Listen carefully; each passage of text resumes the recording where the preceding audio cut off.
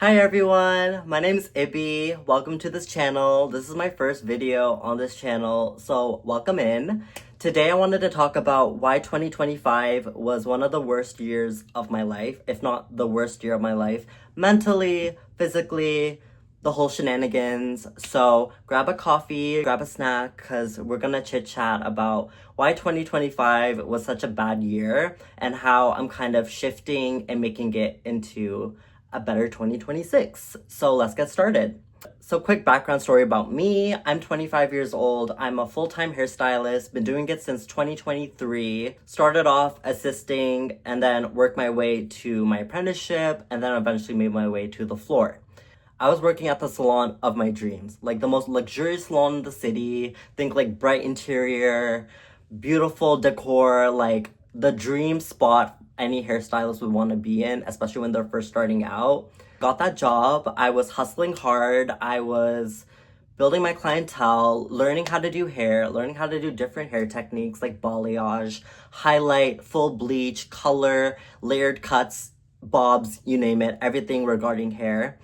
And I was doing such a killer job. I got over, I want to say, 30 to 40 five-star Google reviews, like the most anyone in the salon has had since the salon opened. And I was killing it. I was getting clients from Instagram. My work was spectacular, very aesthetic, like edited my videos very aesthetically. Like I was getting clientele. I was actually booming and busy.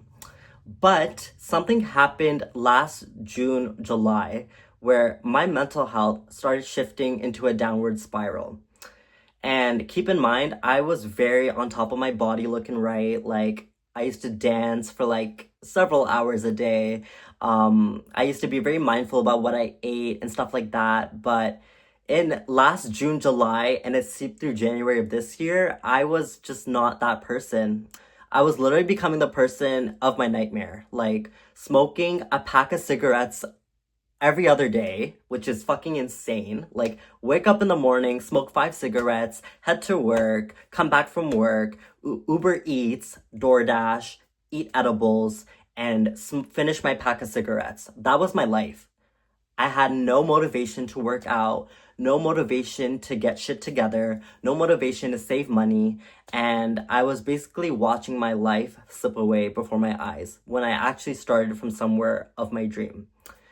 So that was my lifestyle until I want to say June, July of this year.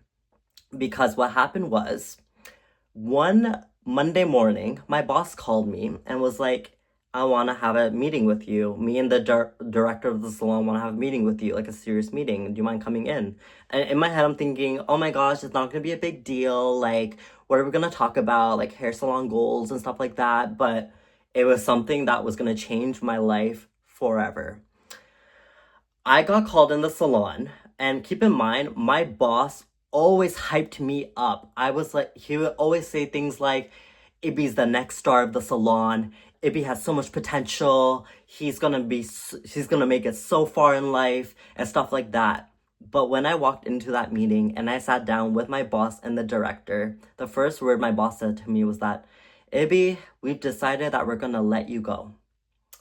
No warning, nothing. Just straight up like, we're gonna let you go. You've been having a lot of fixes, you've been not performing to your standards. You've been slacking on your work. You've been so behind in time that you're running behind between clients. Like, we just decided that you're not the right fit for the salon anymore and we're gonna have to let you go. That was the biggest wake up call, the biggest slap in the face that I ever needed in this year in 2025. So after that meeting, when I was already so depressed about my image, so depressed about everything, I was in a very fucking dark place that I had to call my friend and be like, look, I don't know if I'm gonna make it this week. I don't know if I'm gonna make it tonight, even. And I apologize if this is too much for some viewers, but this is just how my mental health had been. And go figure, when you're doing shit like that, no wonder your mental health's gonna deteriorate. But I was like, look, I just lost the salon of my dreams. My whole life is falling apart. My parents don't support my career. I don't know what the fuck to do. And my friend literally like grounded me back down to reality and was like, Ibby, you've gone through way worse things in life. Like, this is not like the worst thing you've been through. Like, fuck, I could go on a whole story time about shit I've been through. But, anyways, so that was tough because that salon, I thought I was gonna work at that salon until I got something even better. Like until I was dreaming of becoming like an LA hairstylist, like a celebrity hairstylist, or like, you know, a big city hairstylist. And then I'm being let go and I have to fucking figure out how am I gonna make money and shit like that. So that was the biggest wake up call ever. Because then I was like, fuck, okay, we can't keep spending money on DoorDash. We can't keep spending money on Uber Eats. The cigarettes need to stop. The edibles need to go. And that was when it really hit for me. So after I was let go, I applied at so many different salons, had interviews and stuff like that. They went well, but I was just trying to see where would be convenient for the clients I had so that when they followed me, it wasn't that far from them and it'll be easier for them to adjust to the new place. So anyways, I was applying for jobs after that, trying to figure out what the fuck I wanted to do. Where should I move to a different city? Is it time? Should I stay here? Like save my money? I didn't know what to do. So I applied to different salons, got hired at pretty much almost every salon because they saw my portfolio. They were like, yep, he knows his shit, he's good. So eventually I found a salon job that was kind of closer to my house, but still easy enough for my clients to come see me. Anyways, so July I started that job and it was fucking crazy because I was like not expecting it and I had to pack up all my shit from the old salon and like start somewhere fresh, but it's kind of what I needed. So anyways, June, July, I had a really big like ultimatum with myself. I was like, Ibby, we have to get back on track. Like this is not, you're so young, you're 25 years old. This is not how your life should go. And you have the power to control your reality. And that's what I told myself. And I made a plan that I'm going to start doing Pilates. I'm going to cut down on smoking. I'm going to cut down on excess spending. And I'm actually going to try to fix my life. So that was pretty much from July onwards. And that's been a mission. Like, start doing Pilates and be so fucking exhausted after and be like, oh, this is so tough. Like, I don't know if I can do this. But I'm like, Ibby, like, just because it's hard doesn't mean that you're not gonna do it. You have to fucking follow through this time. So I was like, okay, fine. Eventually, I did Pilates 1 time a week. I started with 1 time a week, then I did 2 times a week. And then eventually I got comfortable with the environment that I was going pretty much daily, which is pretty much my lifestyle right now. I wake up in the morning, I brush my teeth, I go straight to Pilates, and then I go to work. That's my life, and I'm so happy about that. But I remember my first Pilates class, my friend was supposed to join me, and I get so nervous meeting new people, especially at that era of life. I was like, oh my god, like I'm meeting new people, like I'm a fucking cigarette addict, like I don't know, I'm not in the fitness realm like as all these other people are. I was like, Ibby, you're gonna fucking get it together. I don't care how nervous you are. You're gonna attend this class and you're gonna make it the best class fucking ever. Even if it's shitty, even if you throw up, you're still gonna do this full class and I believe that you can do this. And I did that. I started doing Pilates 1 time a week and the first few classes were fucking nightmare because it's fucking brutal, bro. Pilates with the weights is not easy at all. Like, but I was like, I have a mission and I'm gonna get my body back and do whatever it takes. So first, it started off with Pilates. Once I proved I was consistent with Pilates, I eventually cut down on smoking at the same time.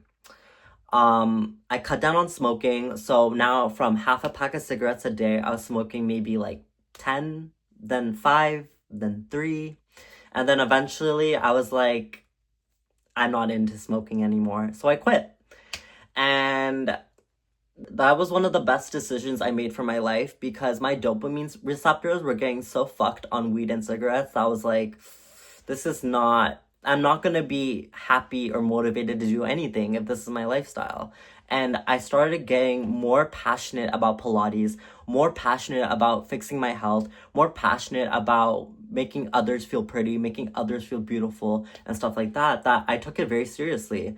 And now it's reached a point where my Pilates instructor actually is like, Ibby, we're gonna have to get higher weights for you now because you're getting stronger and you're actually doing more weights and like your booty now is actually looking like fucking fine. Like it's crazy like how now compared to how I used to be, how much my life has shifted for the better. I thought losing that salon job was gonna be the worst thing ever, but little did I know I needed that kick in the butt to get to where I am right now.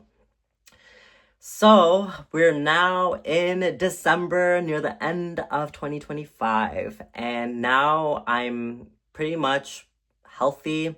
My skin is looking clear again. Dark circles are pretty much almost gone. Like, my skin looks pretty much like how it used to. Like, my body's looking proper now. Like, my figure's looking great. Like, it's been so good. And I've been taking, like, multivitamins. I've been taking like multivitamins daily, and I feel like all these little things and reminding myself that I'm doing this because I love myself, not because I have to, but because I know I deserve the best life ever. I deserve a luxurious lifestyle. I deserve to be wealthy, living it up, helping others. Like that's where I'm meant to be. So it just started off by one thing and then doing the next best thing and then doing the next best thing. And now I feel like I'm pretty much back to how I used to be pre-depression. So, anyways, we get to November of this year, which is the second biggest hit ever that I was not expecting at all. But basically, my mom had family come from her home country to Canada, and they had an agenda that I should no longer live in this house because I'm gay and because I'm a hairstylist, and that's not the cultural norm. So you're gonna have to find a way to kick Ibby out of the house. And when I heard them talking about that through my room door, that was the biggest shock ever. I was like, are these people fucking serious? Like, these are supposed to be family. These are supposed to be people that love you, support you, encourage you the most. And here they are talking about planning with my mom about how they're gonna kick me out of the house. Anyways, so my mom told me that by January 6th of this year, I need to get out of the house and figure my way out on my own. And so far, that's been pretty good actually. And I feel like my independence now that I'm 25, and I've kind of fully grown into who I know I'm supposed to be and kind of the person that my inner child needed. I feel like this is actually a blessing in disguise. Another person would probably look at my situation and be like, oh my god, I'm getting kicked out of my house. I don't know where I'm gonna live. I don't know where I'm gonna stay. I'm like, no. I clearly went through a lot of bullshit last year and this year. However, I still managed to pick my ass back up and still be positive and motivating and doing my best work. So I was like, you know what? Hell yeah, I'm gonna be out of the house and I'm gonna show everyone that I'm gonna make it and that I'm gonna be successful. So that's my plan. 2026 is the year of new beginnings, new era of life, a brand new chapter. 2025, they say, is the year of the snake because you shed off all your toxic traits like I have. You shed off all bad habits, shed off all workplaces, shed off toxic relationships, and basically 2026 is the year of a transformative new era. And I'm fucking ready for it. So, currently have a couple options. Either I can go live with my other parent or I can stay at an Airbnb for a few months and figure my way out that way, which is what I want to do. So, yeah.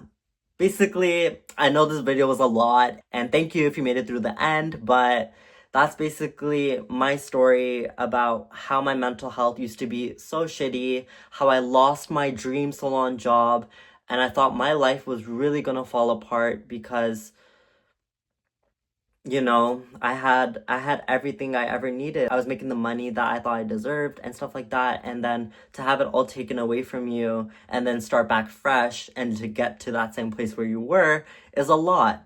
But the fact that I managed through, I persevered through it.